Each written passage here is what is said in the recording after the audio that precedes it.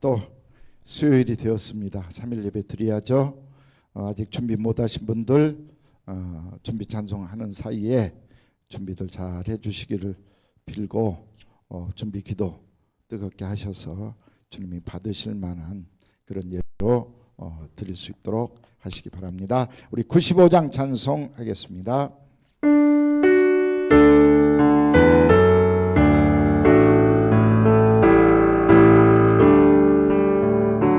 나의 기쁨 나의 소망 되시며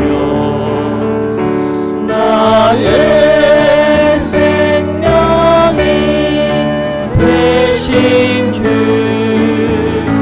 밤낮 불러서 찬송을 드려도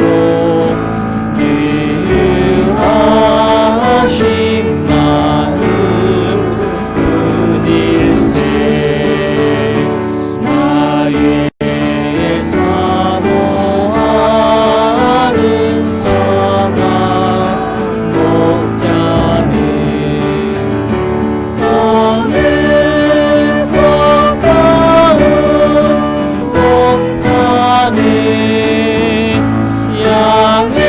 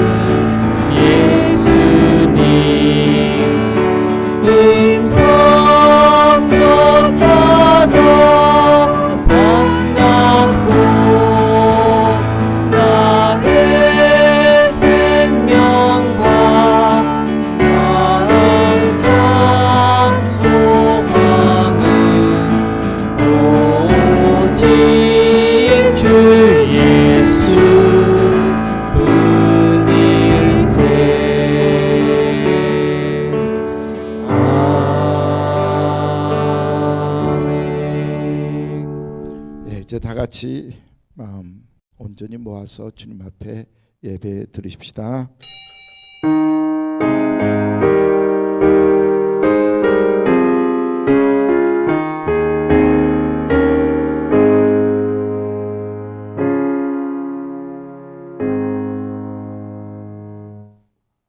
내가 이와 같이 본을 보였으니 이는 너희로 이렇게 행하게 하려 함이라 말씀하신 주님, 우리의 선생이 되어 주시고 참 스승이 되어 주셔서 우리가 그 예수님 본받고 따라서 행하고 살게 하기 위한 목적이다 라고 말씀하셨습니다.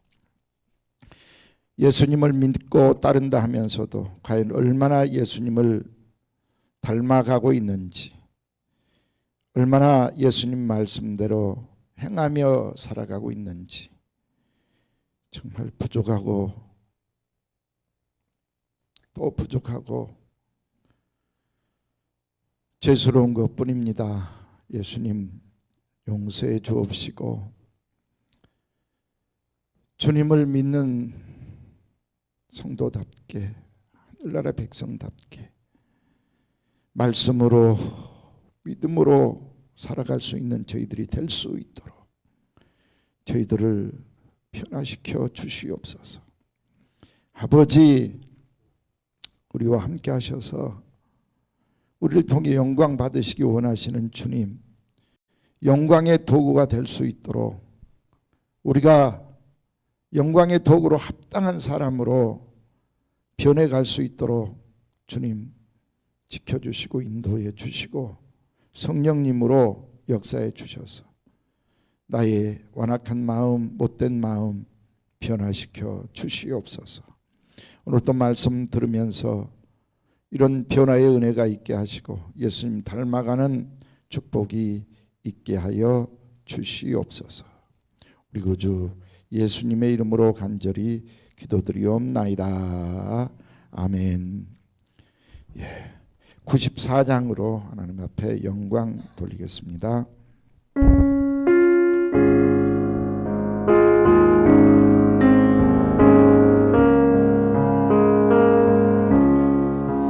주 예수보다도 귀한 것은 없네. 이 세상 부귀와 바꿀 수 없네. 영주는 내 대신 돌아가신 그 놀라운 사랑 잊지 못해. 세상 제 마음 다 버리고 세상 자랑 다 버렸네. 주 예수보다도 귀한 것은 없네. 예수밖에는 없네. 주 예수보다도 귀한 것은 없네. 이 세상 명예와 바꿀 수 없네. 이전에 즐기던 세상 일도 주 사랑하는 맘 뱉지 못해.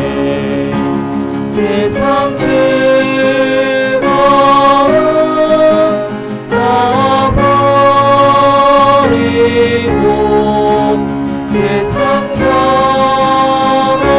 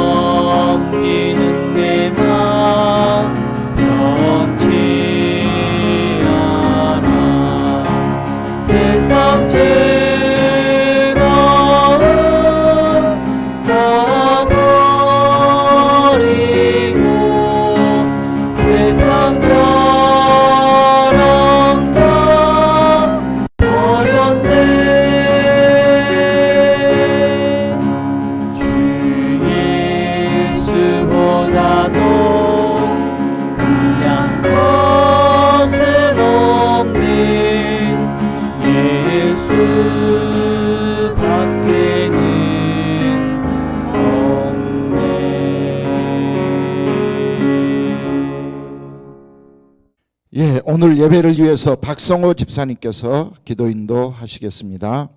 이 봉사의 직무가 성도들의 부족한 것을 보충할 뿐만 아니라 사람들이 하나님께 드리는 많은 감사로 말미암아 넘쳤느니라. 고린도후서 9장 12절 말씀입니다. 긍휼이 풍성하신 하나님, 하나님께서 구별해 주신 가정마다 하늘의 복으로 살아가게 하옵소서. 그들의 살림이 윤택하게 하시고 전대와 창고가 비지 않게 하옵소서. 늘 부유하여 남에게 구워주고 나누어 주기도 하는 섬김의 삶을 누리게 하옵소서. 주님의 사랑과 축복이 날마다 더하는 모든 가정들이 되게 하여 주시기를 원합니다. 예배를 받으시는 주님, 신령과 진정으로 예배하게 하시고 예배를 마칠 때까지 주관하여 주시길 원합니다. 말씀을 준비하신 목사님께 성령으로 감동해 주시고 하나님의 뜻이 온전히 선포되게 하옵소서. 아멘. 언제나 동일하신 진리의 하나님, 주님의 말씀이 저희를 새롭게 하셨으니 이 진리에서 떠나지 않게 하옵소서. 아멘. 이 시간에도 저희의 상한 심령이 말씀으로 치료를 받고 위로를 얻게 하옵소서. 아멘. 그 말씀으로 저희를 향한 주님의 뜻이 무엇인지 구별하게 하소서. 아멘. 저희가 무슨 일을 하든지 말씀의 인도와 기준에 따라 행하게 하소서. 아멘. 주님께서 주신 믿음의 자녀들이 순종을 배우며 자라게 하옵소서. 아멘. 그들이 부모의 믿음을 물려받고 신앙 선조들의 교훈을 받아 성장하는 복을 주시옵소서. 아멘. 어려서부터 자기 인생을 주님에게 맡기고 하나님의 능력으로 인도함을 받게 하시기를 원합니다. 아멘. 예배의 모든 순간 주님 홀로 영광 받아 주시옵고 이 모든 말씀 날 구원하신 예수 그리스도의 이름으로 기도드립니다. 아멘. 아멘.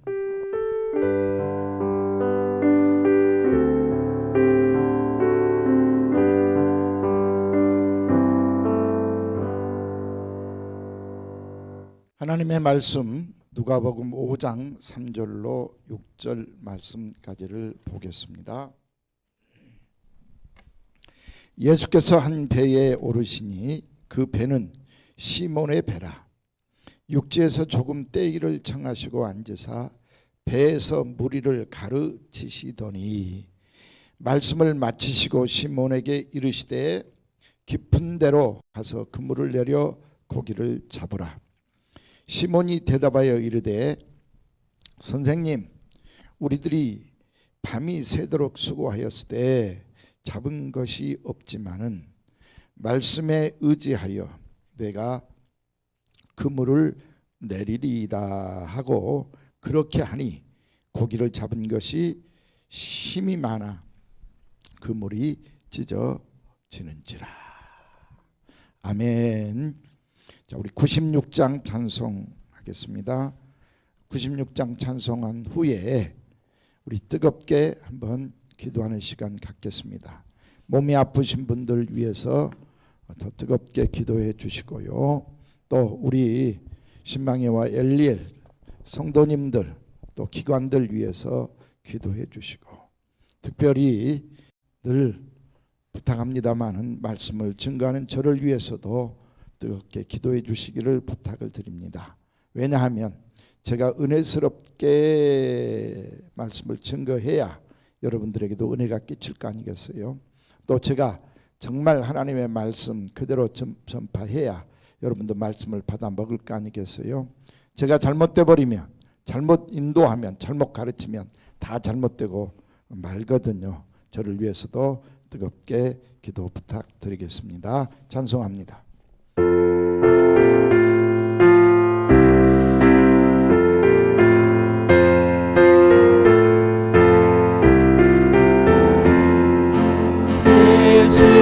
예수님은 누구신가? 모든 자의 위로와 없는 자의 평성이며 전하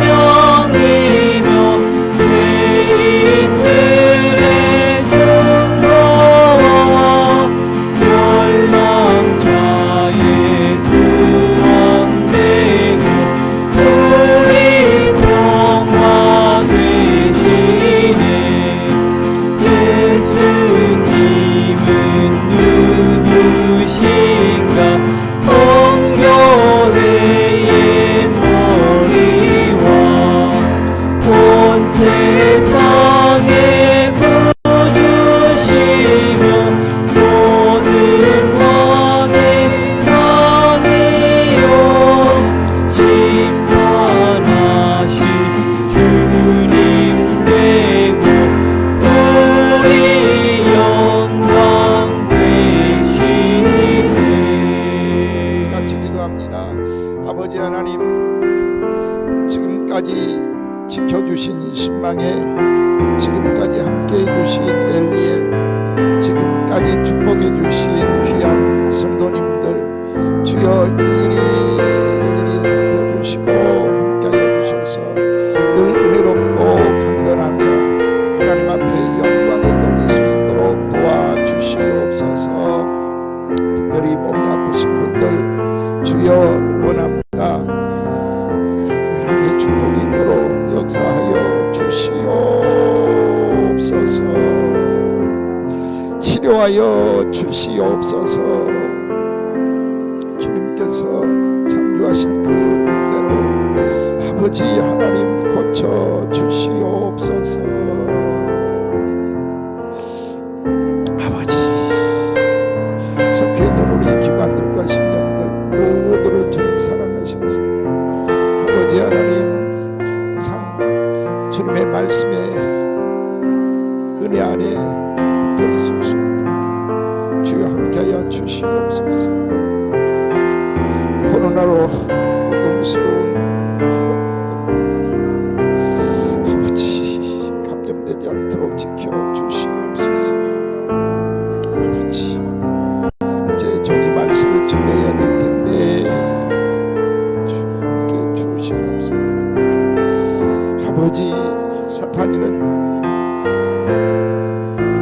종을 유혹해서 종을 넘어뜨리려고 끝까지 방법 다 동원합니다. 아버지, 은혜스러운 꼴이 나올 텐데 이렇게 약하고 부정하고 분이 옵니다. 주여 함께하여 주셔서 비록 육신은 연약할지라도 말씀만은 정말 하나님의 말씀대로 증거할 수 있도록 함께하여 주시옵소서. 오늘 또 힘주시고 성령님 함께하여 주셔서 아버지 말씀 온전하게 증거할 수 있도록 주여 역사하여 주시옵소서. 이제 말씀 증거합니다. 힘을 더하여 주옵소서. 사랑하는 성도들을 보시고 이들에게 은혜가 되게 하여 주시옵소서. 아버지, 가르쳐 주시옵소서. 배우게 하여 주시옵소서. 그리고 주님의 원하신 대로 살아갈 수 있는 멋진 제자들이 되게 하여 주시옵소서. 우리 구주 예수님의 이름으로 간절히 기도드리옵나이다. 아멘. 예, 제가 지금 목이 심히 가버리고 소리가 잘 안 나옵니다. 이해하고 들어주시기를 바랄게요. 그리고 설교가 힘이 없다, 또 목이 가라앉아서 뭔 말인지 잘 못 알아듣겠다라고 생각되어지거들랑 위에서 기도해 주시기를 바랍니다. 악한 마귀가 목사 하나 넘어뜨리고 목사의 이 영권을 뺏어가서 설교를 못하게, 은혜가 안 되게, 덕이 안 되게 하려고 발버둥을 치잖아요. 그럴 때 이제 제가 마귀한테 져버리면 모두가 다 은혜가 안 되고 설교 그냥 힘들어서 못 듣겠네, 뭔 말 했는지 모르겠네, 그럴 거 아니겠어요? 예, 그래서 더 기도해 주셔야 됩니다. 오늘만 좀 참아주세요. 목소리 안 나와도 이해를 좀 해주시길 바라고. 덕분에 볼륨을 조금만 더 키워줘봐요. 저 목이 안 나와서 살살 할 테니까 볼륨을 키워서 기계를 이용해서 더 크게 들리도록 그렇게 하겠습니다. 지난 주일날 예수님이 참 스승이다. 왜?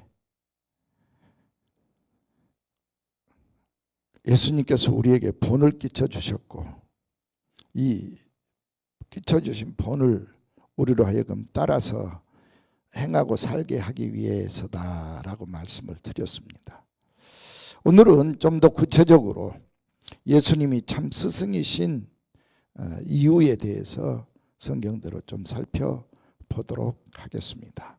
이렇게 예수님이 스승이시라면 우리를 가르쳐 주신 대로 우리는 그 가르침에 따라 살아야 됐잖아요. 내 마음대로 살 게 아닙니다. 예수님이 가르쳐 주신 대로 살아야 됩니다. 누가 성도냐 하면 가르쳐 준 대로 따라가는 사람이 성도잖아요. 그러니까 이제 체육이나 음악이나 뭐 미술이나 다 똑같겠습니다만은 뭐 개인 사사를 받잖아요. 가르쳐 준 대로 금방 따라서 하면 선생이 아우 넌 정말 잘 될 거야 하고 키워줍니다. 그리고 실제로 잘 돼요. 경기에 나가서도 이겨요. 그런데 가르쳐 주든 말든 나는 내 마음대로 하겠다, 내 성결대로 하겠다 해버리면 선생이 더 가르치겠어요? 속상해서도 안 가르치지. 그러면 이제 지금은 못합니다만 옛날에는 그걸 참느라고 매를 때리는 거예요. 몽둥이 질 엄청 하잖아요. 지금은 하면 이제 큰일 나지만 그래도 뭐 뉴스 나는 거 보면 선수들 코치한테 엄청 맞았다는 뉴스 막 나오잖아요. 심지어는 막 주먹으로도 때린다고 하더라고요. 왜? 가르쳐 준 대로 안 따라서 하니까 화가 나서 선생님이 때리는 거 아니겠어요? 영적으로도 마찬가지입니다. 우리가 예수님의 가르침을 받아서 예수님 닮아가게 살아야 됐잖아요. 근데 이제 그 가르침하고 내 삶하고 내 생활하고 다르면 예수님도 서운해 할 거 아니겠냐 그 말입니다. 근데 우리 예수님은 사랑의 주님이기 때문에 매는 덜 때리죠. 안 때리죠. 하도 안 되면 이제 그때 가서 매를 내려치기도 합니다만은 다 그냥 기다리시죠.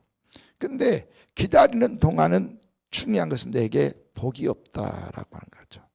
예수님이 함께 하신 나를 통해서 역사를 해주셔야 되는데, 살아계신 증거들을 보여주셔야 되는데, 나를 통해서 기적들을 행해 주셔야 되는데, 내가 주님 가르쳐 주신 대로 안 살면 그때까지는 복이 없다라고 하는 것입니다. 자, 성경에 보면 가장 멋진 선생님, 멋진 제자 엘리야와 엘리사의 예를 들기도 합니다. 그런데 저는 그보다 더 멋진 스승, 멋진 제자를 모세와 여호수아로 오늘 소개를 하고 싶습니다. 성경을 좀 볼게요. 여호수아서 1장 1절로 4절에 보면 여호와의 종 모세가 죽은 후에 바로 하나님께서 여호수아에게 네가 모세의 뒤를 이어받아라 라고 말을 합니다. 그리고 이제 여호수아가 지도자가 돼가지고 모세처럼 백성을 이끌어서 가나안 땅에 안착을 합니다. 어떻게 보면 모세보다 훨씬 더 큰 일을 했다, 값진 일을 했다, 더욱 공이 빛난다 라고 말을 할 수가 있겠죠. 모세는 그냥 고통당하는 사람 끌어내서 광야에서 40년 고생시켰지만, 여호수아는 그 고생한 이스라엘 족속들을 데리고 이제 가나안 땅에 들어가서 가나안 땅을 지금의 이스라엘로, 땅을 다 문제 안 생기게 배분하고, 엄청난 골치 아팠을 거예요. 좋은 땅 다 차지하려고 하니까. 그리고 거기에 있던 가나안 7족속을 다 물리치고, 그리고 이제 이스라엘을 드디어 이제 세운다 이 말입니다. 얼마나 멋져요. 우리 교회도 설립자 목사님이 세워놨는데 이어받은 제자가 뭐 아들일 수도 있겠고 또는 뭐 제자일 수도 있겠고 후배일 수도 있겠고 그렇잖아요. 다 은혜스럽게 부흥시키면 얼마나 영광이요. 근데 지금 우리 한국 교회 그 큰 교회들 한번 여러분 생각해 보세요. 조영기 목사님이 이끌었던 여의도 순복음교회 이영훈 목사님이 이제 이어받았습니다. 여기는 남남이요. 전혀 핏줄이 아니에요. 잘 이끌고 계시잖아요. 다행이죠. 그런데 다른 교회들 봐봐요. 제가 이름 대기가 조금 그러긴 한데 강남에 큰 교회들, 유명한 교회들,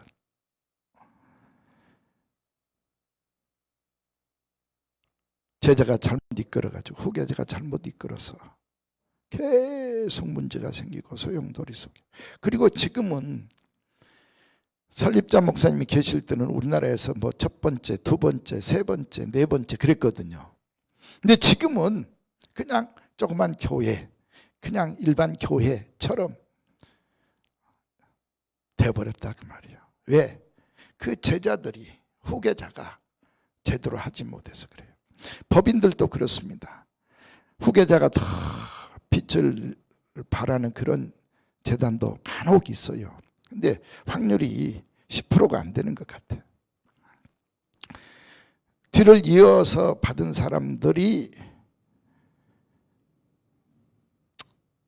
뭐 잘못했다고 해야 될까요? 실수했다고 해야 될까요? 아니면 뭐 옆에서들 괴롭혀서였다고 할까요?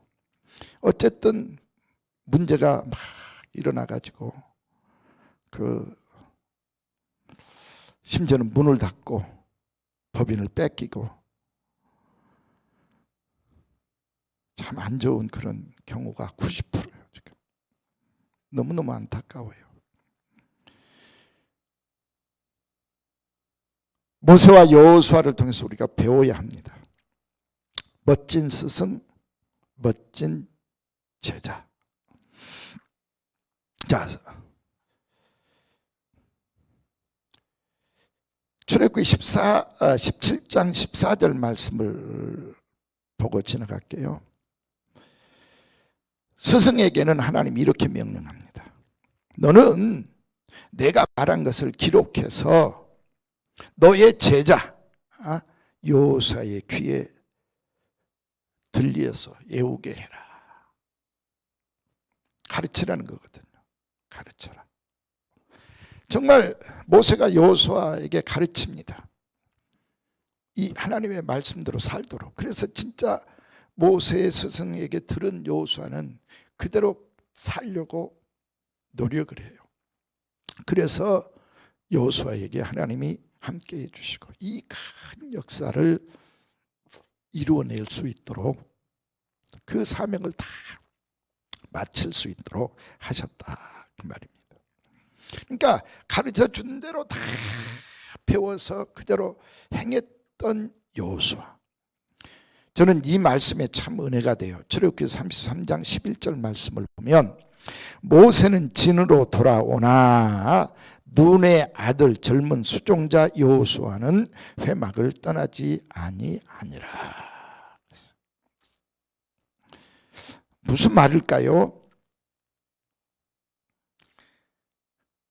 저녁이 됐습니다. 일을 다 마쳤어. 그리고 다 가르쳤어. 그러니까 스승 대신 모세는 나 들어간다. 그리고 이제 회막으로 들어가 버린 거예요. 자기 숙소로 들어갔어. 근데 여호수아는 수종자요. 제자 여호수아는 회막을 떠나지 아니하고 그곳을 지켜. 참 제자의 모습, 멋진 제자의 모습을 보여주고 있습니다. 요즘에는 뭐 땡 퇴근하잖아요.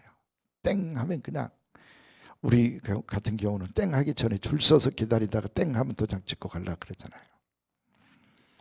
근데 이제 제자쯤 된다라고 하면 그래서는 안 되겠죠. 뭐 우리 신망이나 엘리엘, 호세아 선생님들은 잘하고 계시지만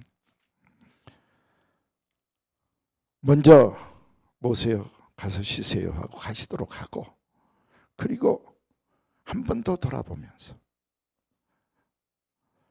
화재 위험은 없는지, 청소는 제대로 되어 있는지, 전기불은 다 소등했는지, 문단속은 잘 했는지, 비가 올 것 같으면 비 맞을 준비는 잘 했는지 한 번 더 살펴보고 마무리 다 하고 돌아가는 제자, 얼마나 멋져요.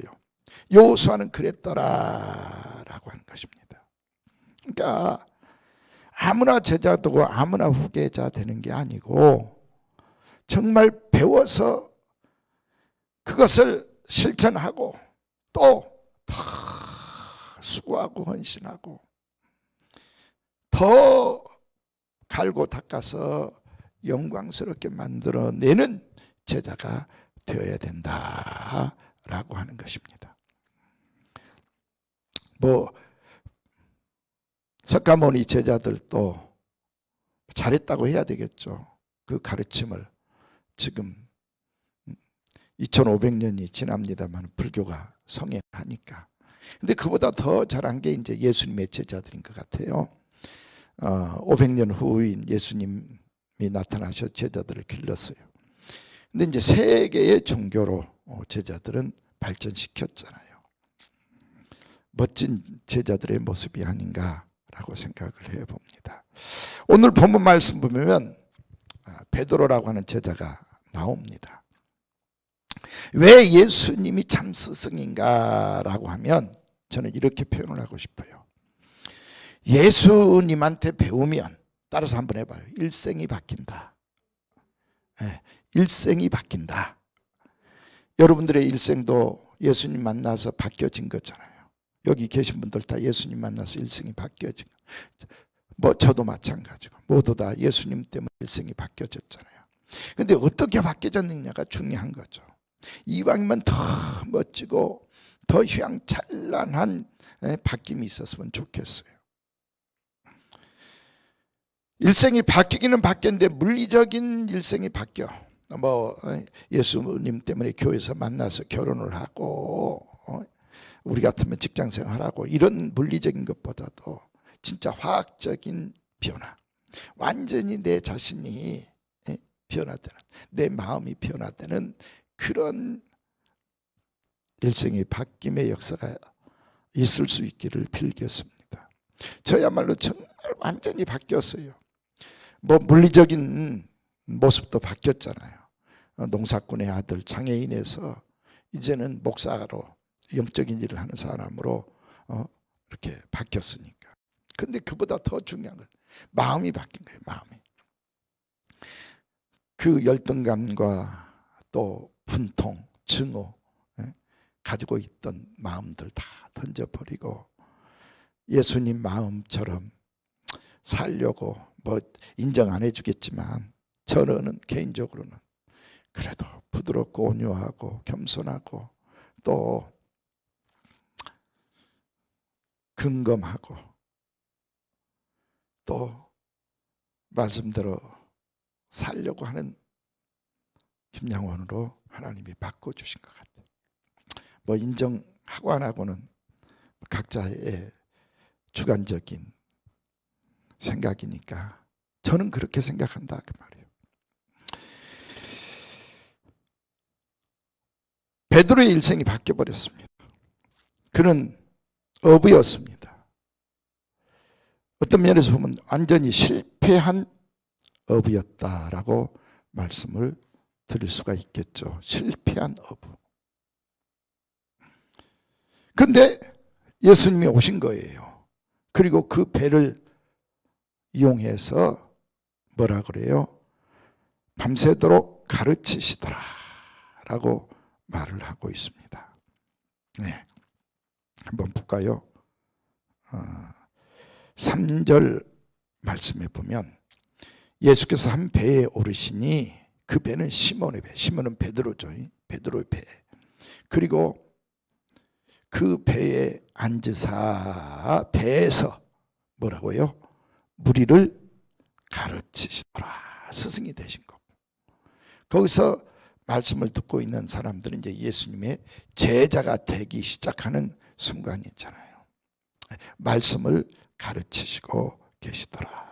그리고 말씀을 딱 가르친 다음에 베드로야, 너 깊은 데로 가서 그물 한 번만 더 던져라 라고 하는 거예요. 근데 베드로의 생각과는 아주 정반대 현상이 생긴 거예요. 왜? 첫 번째, 내가 밤새 그물질을 했어. 근데 고기 한 마리 못 잡았어. 그리고 지금 지칠 대로 지쳐 있어. 너무너무 배가 고파.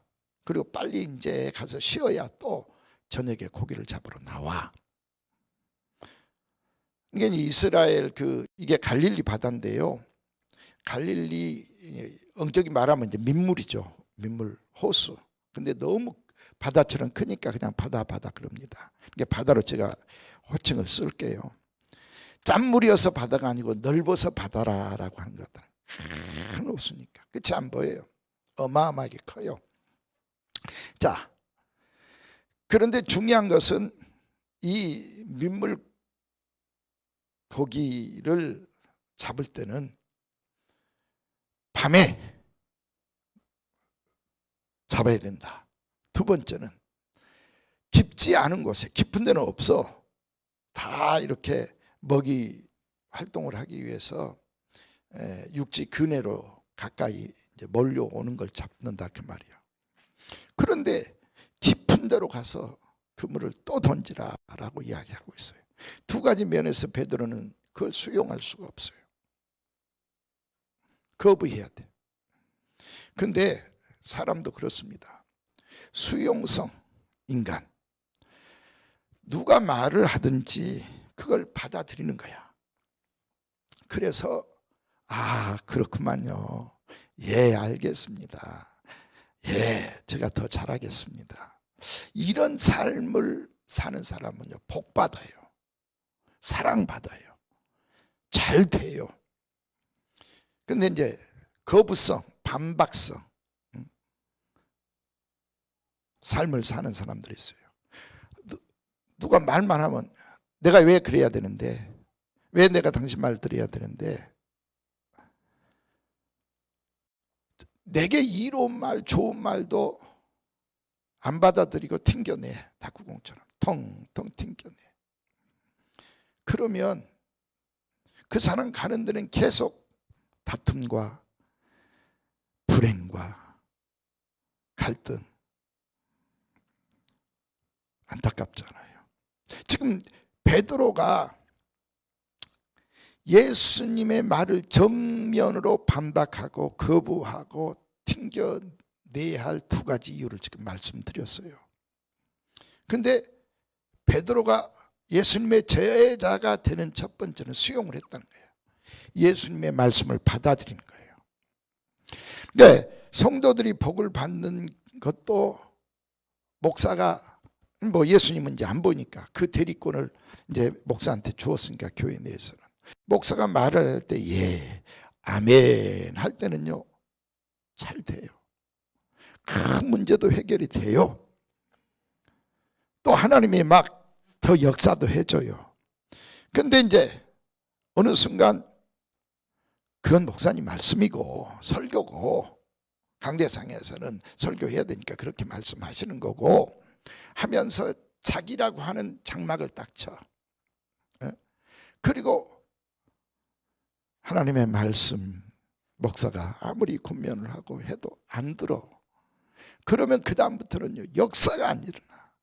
제가 주변에 참 많이 봅니다. 자기라고 하는 것으로 장막을 딱 쳐놓고 거기에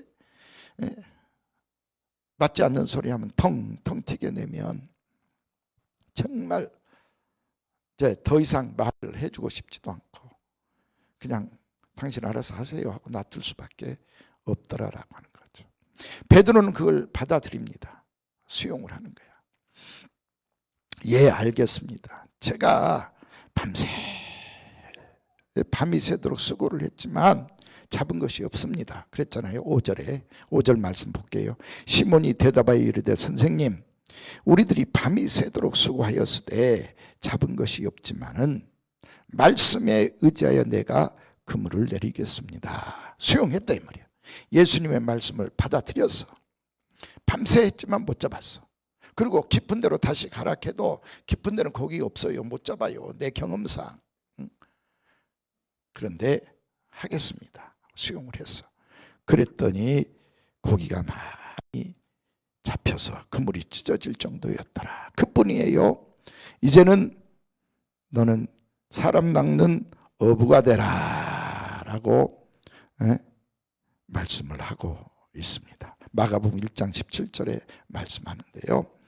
나를 따라와. 너는 이제 내 제자가 돼. 오늘 제자가 된다고 수용했으니까, 받아들였으니까, 또 네가 오늘 고기를 엄청 그물이 찢어질 정도로 잡는 경험, 체험을 했으니까 나 따라와. 그래서 아멘하고 따라갔더니 수제자가 되었잖아요. 뭐 이런 사람 성경에 한두 명이겠습니까? 삭개오, 그도 세리장이었지만 그거 다 던져버리고 그날로 예수님의 제자가 되니라 라고 말씀을 하고 있습니다. 이렇게 약하고 부족하고 죄인들을 우리 주님은 훌륭한 제자로 이렇게 키워내십니다. 그래서 예수님이 참 스승이다 라고 말씀을 할 수가 있겠습니다. 자, 이제부터 사진을 좀 보여드릴게요. 앙겔라 메르켈이라고 하는 사람입니다. 누군 줄 아시죠? 김영식 집사님은 아실 것 같아. 몰라요? 독일 총리. 예. 그럼 우리나라 대통령은 몇 번만 할 수 있어요? 한 번. 미국은 두 번. 독일은 야, 그래서 내가 김홍식 집사한테 묻는 거야. 우리 이제 정치에 관심 없는 분들은 몰라, 이걸 몰라. 예, 독일은 당선받으면 계속 할 수 있는 거야. 이건 좀 어려워서 못 맞출 것 같으니까 내가 가르쳐 드릴게. 또 못 맞추면 얼굴 빨개져. 여기까지 너무너무 잘 맞췄는데 100점 맞았는데 4번. 이야, 박정희 대통령이 몇 년 한 줄은 아시죠? 박정희 대통령 몇 년? 관심 없지. 또 세대가 달라. 18년 했어요. 18년. 박정희 대통령이 장기 집권 18년. 박근혜 그 딸이 몇 대 대통령? 18대. 18대 대통령. 그래서 기억들 하라고 그냥 곁길로 좀 갔습니다. 근데 다 가르쳐줬어. 이제 정답 이야기해야 돼. 메르켈 총리가 4번 사선을 했습니다. 그리고 이제 올해 물러났어. 물러나. 몇 년 했다고?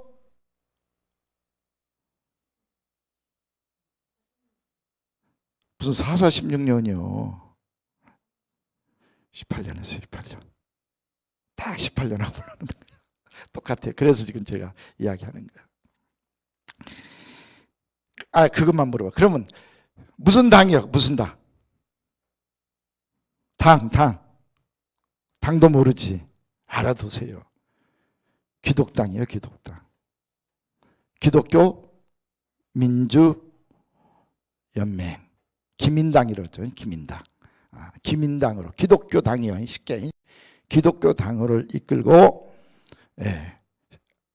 사선을 했고 18년을 집권을 합니다. 여자가. 독일이 더군다나. 그러니까 한번 생각해봐요. 그 숱한 정치인들 남자들 다 제끼고 몇 년?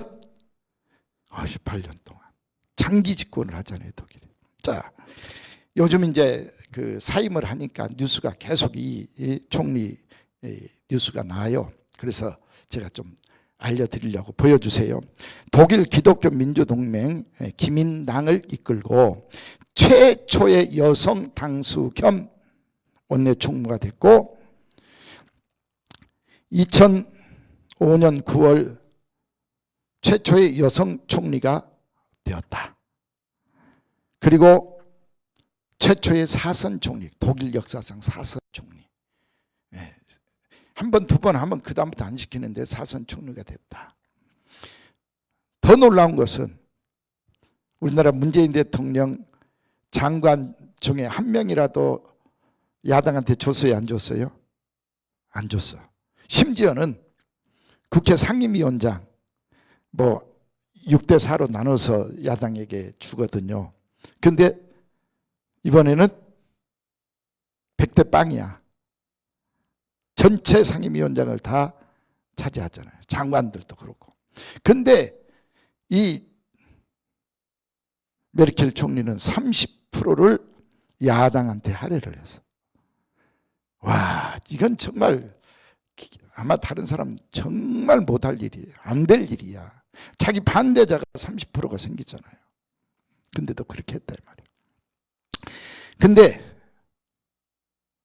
이번에 이제 사임을 할 때 전 국민이 발코니로 나가가지고 한번 찾아보세요. 진짜 아파트 발코니 가서 또는 차 문 열고 차 중단하고 서서 6분간 박수를 쳤대요. 작별 박수. 저기 노하나 집사님이 지금 찾고 있네. 찾아봐요. 있는지 없는지. 없는 이야기 하겠어요. 예. 6분간 여러분 6분간 박수치기가 쉬운 일인 줄 아세요? 6분간 아마 60초 1분만 시작해도 안 나와요. 한번 해볼까요? 1분 60초 동안 박수치고 있어라 미친놈이라 그래. 근데 6분 동안을 했대요. 6분 동안을 전 국민들이. 그런데 18년 동안 그 능력이나 수완, 헌신, 성실함, 그 다음에 이렇게 긴 동안 장기 집권을 하는데 비리가 하나도 없었어요. 위반 사항이 하나도 없었어요. 그래서 무티 총리, 따라서 해봐요. 무티 총리. 티가 없다 말이에요. 티가 없다. 그리고 독일을 정말 강대국으로, 여기 보세요. 독일을 강대국으로 만든 여장부 독일 총리 메르켈. 가장 큰 업적은 경제 성장, 그리고 무티 총리. 더 고맙고 감사한 것은 일본 사람들은 2차 전쟁 우리나라 쳐들어와서 그 난리를 쳐놓고도 사과하지 않고 오히려 독도도 지네 땅이라 그러고 또 위안부도 돈 벌기 위해서 자기네들이 먹고 살기 위해서 했다 그러고 사기치고 있는데 이 메르켈 총리는 기회만 있으면 우리 독일이 2차 대전을 일으켜서 유럽을 침공하고 사람들을 죽인 것을 사죄합니다 라고 사죄를 했다는 거예요. 이 메르켈 총리의 특징 두 가지가 있는데 나라 사랑, 백성 사랑. 제가 하나 더 붙인다면 하나님 사랑. 제가 독일 메르켈 총리의 홍보부장 아니니까. 그런데 조그맣게 이건 이제 기독교 계통에서 이 메르켈 총리가 그럴 수 있었던 이유를 찾는 거야. 아버지가 호르스트 카스너라고 하는 목사님이신 거예요.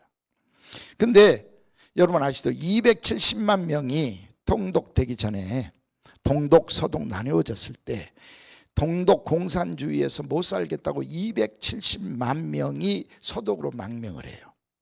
근데 1954년 9월 달에 그러니까 7월 17일생이야 이 사람이. 54년 7월 17일생. 그러니까 한 달 반 딱 됐을 때 아버지가 나는 죽어가는 동독 공산주의 내 민족을 살리기 위해서 나는 저 가서 복음 전해야 되겠다. 큰 교회, 서독의 큰 교회를 하고 계시다가 사임을 하고 6주밖에 안 된 핏덩이, 한 달 반밖에 안 된 핏덩이 메르켈을 품에 안고 동독으로 이민을 가요. 아버지가 카스노 목사님이, 그리고 이제 그 동독에서 이제 이 메르켈이 커나갑니다. 그리고 이 아버지에게 신앙을 배운 거예요.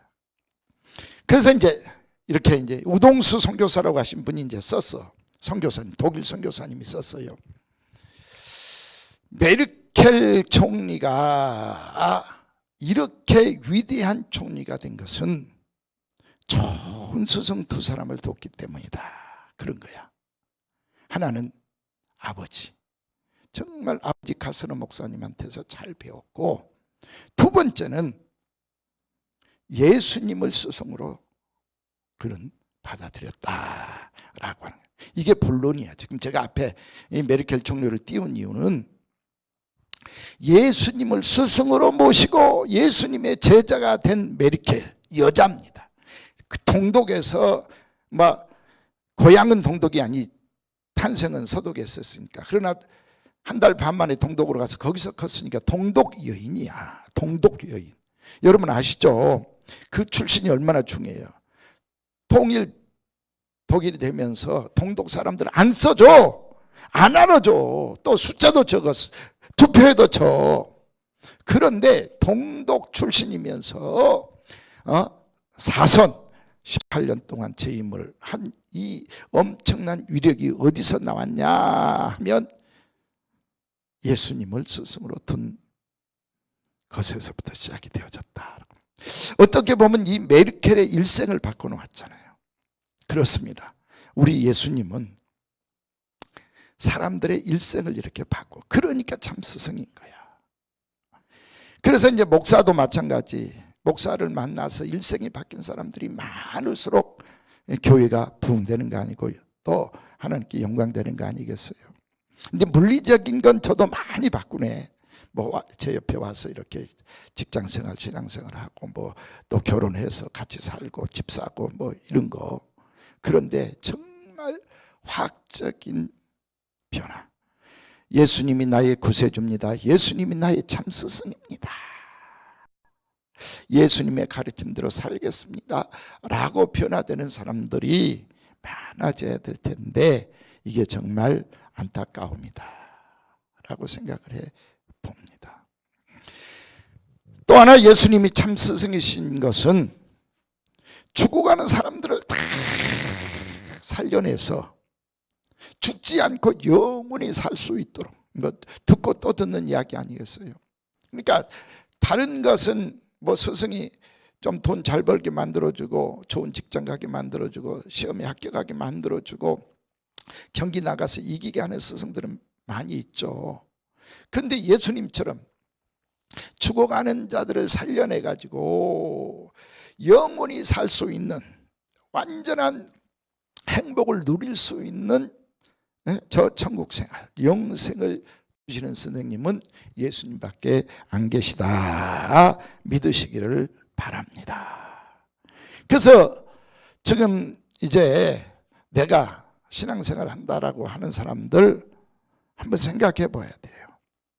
나는 정말 예수 스승 만나서 진짜 내 일생, 내 마음, 내 성격까지 다 변했냐 생각해 보셔야 되고, 내가 예수님 만나서 예수님을 스승으로 모시고 완전히 죽을 내가 살아서 천국처럼 살아가고 있는지, 영생을 얻은 사람처럼 살아가고 있는지 여러분 지금 살펴보시고, 부족하다면 오늘 이 메르켈 총리처럼 예수님을 진짜 나의 최고의 스승으로 모시고 그 가르침대로 좀 수용해서 베드로처럼 수용해.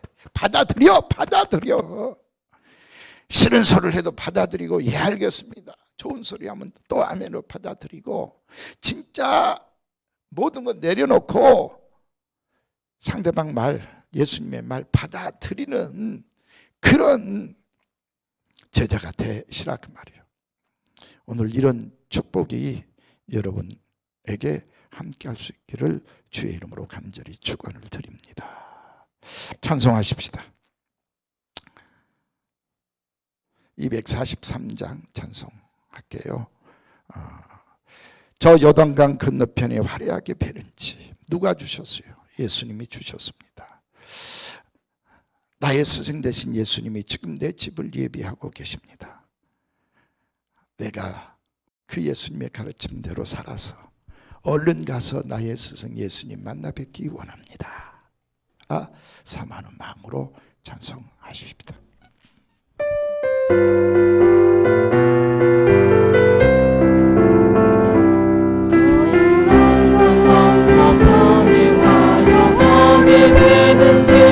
나를 위해 예비하신 집일세. 강가에는 생명나무 꽃이 만발하였네. 주의 얼굴 그곳에서 배우리. 주의 얼굴 배우리. 주의 얼굴 배우리. 슬픔 하나도 없고 금빛 찬란한 데서 구속하신 주의 얼굴 배우리. 주간에게 부탁하신 모든 역사, 가르쳐주신 말씀들 자기 나누에 이제 주님 만나서 그곳에서 쉽시다.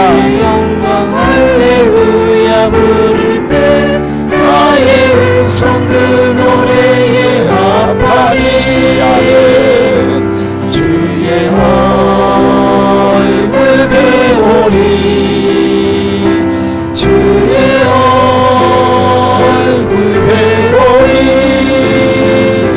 슬픔 하나도 없고 금빛 찬란한 데서 구속하신 주의 얼굴 배우리. 혼자서 그곳에 당하는 친구들 나를 기다리고 있으리로다. 세상 길을 나간 후에 나도 함께 올라가 그 집에서 우리 함께 살겠네. 주의 얼굴 배우리. 주의 얼굴 배우리. 슬픔 하나도 없고 금빛 찬란한 데서 구속하신 주의 얼굴 배우리. 이 세상의 어느 동안 주의 은혜를 힘쓰며 주의 구원함과 은총 전하고 나의 생명 마치는 날 조문 향해 올라가 주의 얼굴 그곳에서 배우리. 주의 얼굴 배우리. 주의 얼굴 배우리. 슬픔 하나도 없고 금빛 찬란한 데서 구속하신 주의 얼굴 배우리. 기도하겠습니다. 나의 일생을 바꿔 주신 예수님, 나의 마음까지 삶까지 완전하게 변화시켜서 주님 닮은 삶 살게 하여 주옵소서.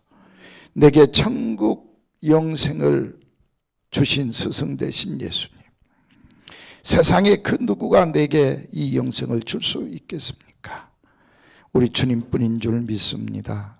주여, 이 스승 되신 예수님 만났기에 우리가 여호수아처럼 잘 배우고 베드로처럼 잘 받아들이고 순종해서 정말 멋진 제자, 복받은 제자, 그리고 가서 만날 때 잘했다 칭찬해주고 저 하늘나라의 상급을 우리에게 주실 우리 스승 되시는 그 예수님 만날 때까지 힘들고 고통스러운 세상이지만 가르침 붙잡고 잘 이겨낼 수 있게 하시고, 이제 그날이 멀지 않았습니다. 속히 가고 싶습니다. 그날 올 때 할렐루야로 예수님 만나 영생할 수 있는 우리 모두가 되게 하여 주시옵소서. 듣고만 그칠 것이 아니라 말씀 가르침 받았사오니 실천하는 제자, 본받는 제자, 그래서 영광 돌리는 제자의 삶 살아가게 하여 주옵소서. 스승보다 더 큰 일도 하리라. 더 멋지게 영광 돌리면서 큰 일 하면서 스승님을 높여드릴 수 있는 저희들 되게 해 주시옵소서. 우리 구주 예수님의 이름으로 간절히 기도드리옵나이다. 아멘.